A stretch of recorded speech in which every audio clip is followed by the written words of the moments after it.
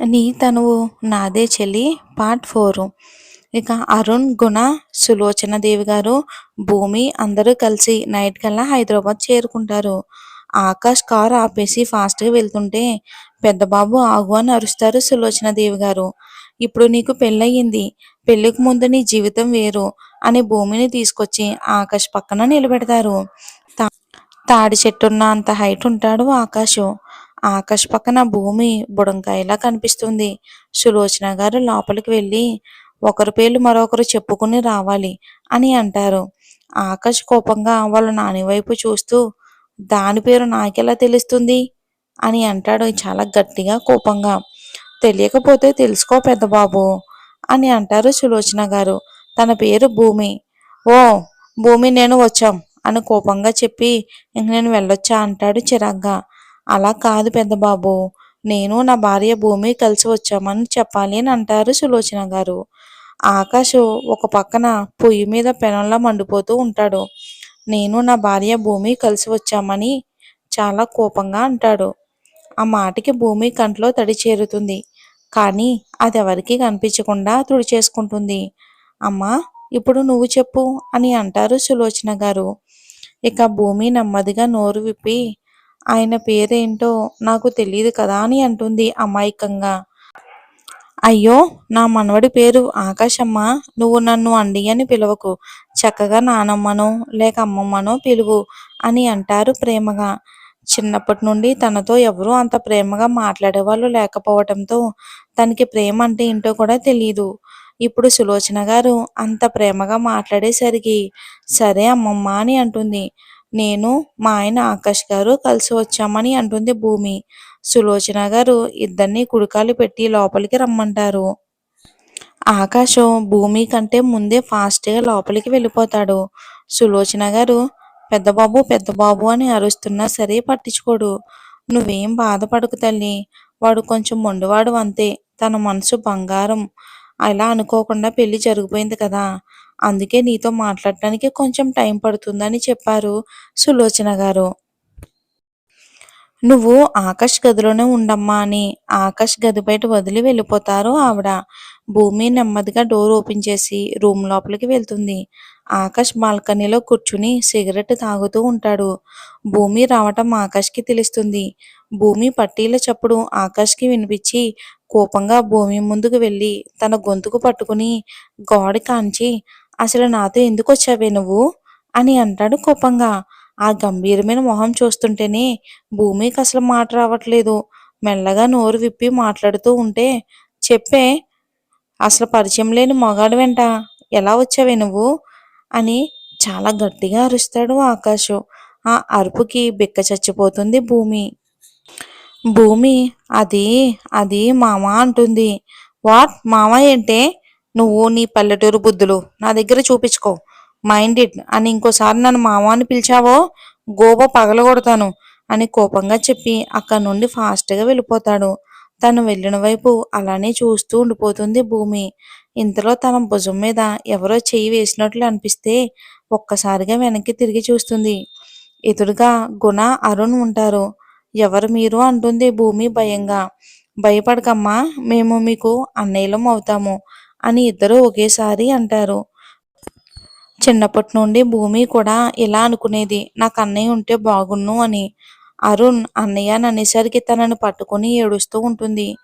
గుణకి భూమి ఎక్కువ ఎమోషనల్ అవుతున్నట్లు అనిపించి బుజ్జమ్మ అని పిలుస్తాడు ప్రేమగా. హా అన్నయ్య అని అంటుంది భూమి. వాడు మనిషి మంచివాడే అమ్మా, కానీ ఇలా జరిగింది కదా, అందుకే కోపంలో ఏమన్నా పట్టించుకోకు, ఏమన్నా అన్నాడే అనుకో మాకు చెప్పు సరేనా అని అంటాడు గుణ.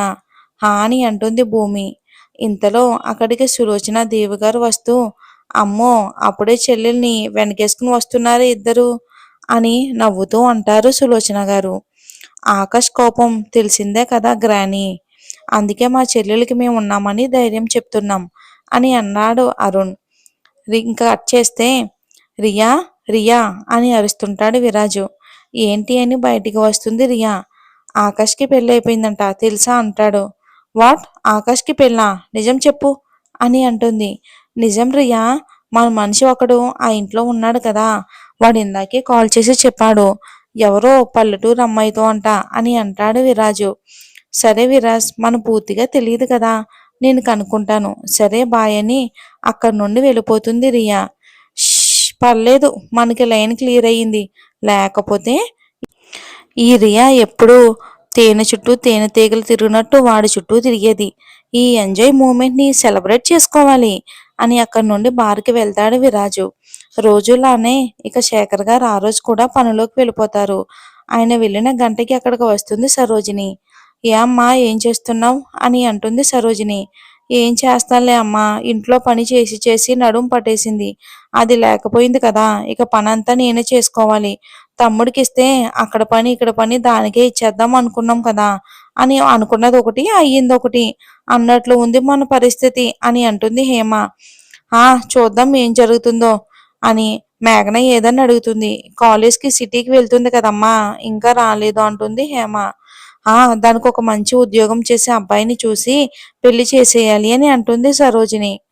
అప్పుడే కంగారు ఎందుకమ్మా దానికి పెళ్ళి అని అంటుంది హేమ. ఇంకా కట్ చేస్తే, అమ్మా భూమి అంటారు సులోచన గారు. చెప్పండి అమ్మమ్మా అని అంటుంది భూమి. అది మాకు తరతరాల నుంచి ఒక ఆచారం ఉందమ్మా, కొత్త కోడల చేత తాంబూలాలు ఇప్పించడం. మీ పెళ్లి ఎలాగో అనుకోకుండా జరిగిపోయింది, అందుకే నీ చేత తాంబూలాలు ఇప్పించాలి అనుకుంటున్నాను అంటారు. మీకు ఎటువంటి అభ్యంతరం లేదు కదా అని అడుగుతారు. అయ్యో అలాంటిది ఏం లేదమ్మమ్మ, తప్పకుండా చేస్తాను అని అంటుంది. సరే అమ్మా, రేపే తాంబూలం ఇవ్వటం. సరే నువ్వు వెళ్ళి స్నానం చేయి, ఇందాకటి నుంచి అలానే ఉన్నావు కదా అని అంటారు. ఇక సరే అమ్మమ్మ అని లోపలికి ఎలా వెళ్ళాలి, వెళ్తే మామ నన్ను ఏమైనా అంటాడేమో అని రూమ్ బయటే తన కాలితో కాసేపు ముగ్గులేస్తుంది భూమి. ఇక ఎలాగోలా వెళ్ళాలి, తప్పదు కాబట్టి లోపలికి వెళ్తుంది భూమి. అక్కడ ఆకాష్ తనని నిప్పులు కక్కే కళ్ళతో కోపంగా చూస్తూ ఉంటాడు. ఏయ్, ఎవరిని అడిగి లోపలికి వచ్చావే, వచ్చే ముందు అడగాలని తెలీదా, ఇదేమైనా నీ ఇల్లు అనుకుంటున్నావా ఏంటి అని కోపంగా అంటాడు. అది మామ అని అంటూ ఆగిపోతుంది భూమి. మాట్లాడు, ఆగిపోయావే అని అంటాడు. అమ్మమ్మ నన్ను స్నానం చేయమంది అని అంటుంది. ఓ, ఇంగో ఇది బాత్రూమ్ అని అక్కడ అన్ని ఎలా యూజ్ చేయాలో చూపించి, చూడు ఒకడు గుర్తుపెట్టుకో, ఇక్కడ నుంచి నన్ను మామ దోమ అని పిలిచావనుకో, నేనేం చేస్తానో నాకే తెలీదు. ఇక్కడ నుంచి నన్ను సారని పిలువు, అర్థమైందా? అలాగే మా నానిని కూడా అమ్మగారు అని పిలువు. నువ్వు మా నానిని బుట్టలో వేసుకుందాం అనుకుంటున్నావా, అది ఎప్పటికీ జరగని పని అని సీరియస్గా చెప్పి అక్కడి నుండి వెళ్ళిపోతాడు. మామ నా మీద చాలా కోపంగా ఉన్నట్లున్నాడు అని అనుకుని స్నానం చేసి బయటకు వస్తుంది. అయ్యో, ఇప్పుడు నేను ఏం వేసుకోవాలి అని ఆలోచిస్తుంది. ఈ లోపు రూమ్లోకి వస్తారు సులోచన గారు. ఇదిగో అమ్మ భూమి, ఈ చీర తీసుకో అని కట్టుకోవటానికి ఇస్తారు. భూమి చిన్నగా నవ్వు నవ్వి అమ్మమ్మ అని అనబోయి ఆకాష్ చెప్పిన మాటలు గుర్తొచ్చి, అమ్మగారు బాగా ఆకలిగా ఉంది, 3 రోజుల నుంచి ఏమీ తినలేదు అని అంటుంది. అమ్మగారేంటి భూమి, నీకేం చెప్పాను అని అనుకుని ఆకాష్ తను ఏదో అన్నాడు అని అర్థం చేసుకుని, అయ్యో పిచ్చి తల్లి, ఇప్పటి వరకు ఇలా ఆకలితో ఉన్నావా, నాకు చెప్పాలి కదా అని చిరుకోపంగా అంటారు సులోచన గారు. భూమికి డైనింగ్ టేబుల్ మీద వడ్డిస్తూ ఉంటే భూమి తిందామని చేయి పెట్టేలోపే అక్కడికి వచ్చిన ఆకాష్ కోపంగా ఆ ప్లేట్ని విసిరేస్తాడు. దానితో ఆకాష్ రౌద్రుడైన మొహని చూసి చాలా భయపడిపోతుంది భూమి. పెద్దబాబు, ఏంటి కోపం, తిని మీద చూపిస్తున్నావా అని అంటారు సులోచన గారు. నా కోపం అది కాదు, ఈవిడ గారికి డైనింగ్ టేబుల్ మీద కూర్చుంటేనే గాని ముద్ద దిగదా ఏంటి అని భూమి వైపు చూస్తూ అంటాడు. ఏయ్, నువ్వు ఇంటికొచ్చిన పని మనిషిలానే ఉండు, ఇంకొకసారి నిన్ను ఇక్కడ చూసేనో నా చేతిలో అయిపోతావు అని తన జబ్బ పట్టుకుని కిందకి విసిరేస్తాడు ఆకాష్. అమ్మా అని అరుస్తుంది భూమి నొప్పుతో. ఆకాష్ అక్కడ నుండి బయటికి వెళ్ళిపోతాడు. అయ్యో అని సులోచన గారు భూమిని లేపుతారు. మరి వీళ్ళిద్దరు కదా ఎక్కడికి చేరేనో, వీళ్ళిద్దరి మధ్య బంధం ఏర్పడుతుందంటారా? స్టోరీ నచ్చితే లైక్ చేసి ఛానల్ని సబ్స్క్రైబ్ చేసుకోండి. వీలైతే ఇంకో ఎపిసోడ్ కూడా ఇస్తాను. Thanks for watching. లైక్ చేయడం మాత్రం మర్చిపోవద్దు.